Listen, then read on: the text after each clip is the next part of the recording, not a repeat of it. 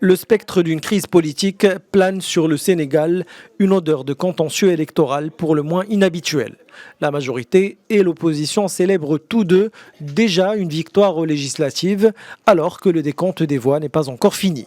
La coalition présidentielle crie victoire depuis dimanche en donnant majorité à l'Assemblée nationale à son président Macky Sall. La réplique de l'opposition n'a pas tardé, estimant qu'il ne servait à rien de se réjouir tant le scrutin est serré.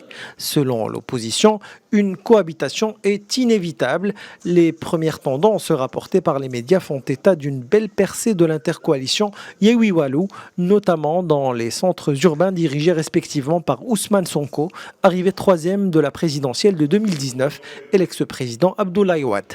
L'opposition reproche à la majorité de ne jamais parler de projets à développer, à même de changer le quotidien des populations et notamment une partie de la jeunesse qui tente de fuir illégalement vers l'Europe.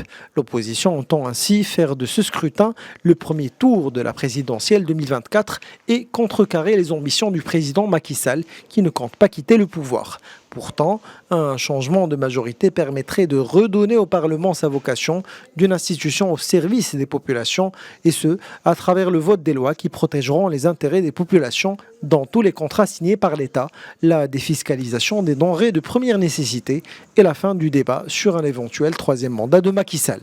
Les législatives, à un seul tour, visent à renouveler pour 5 ans les 165 sièges du Parlement, largement contrôlé par le camp présidentiel. Macky Sall a promis de nommer un Premier ministre, poste qu'il avait supprimé puis rétabli en décembre 2021 au sein de la formation victorieuse des élections.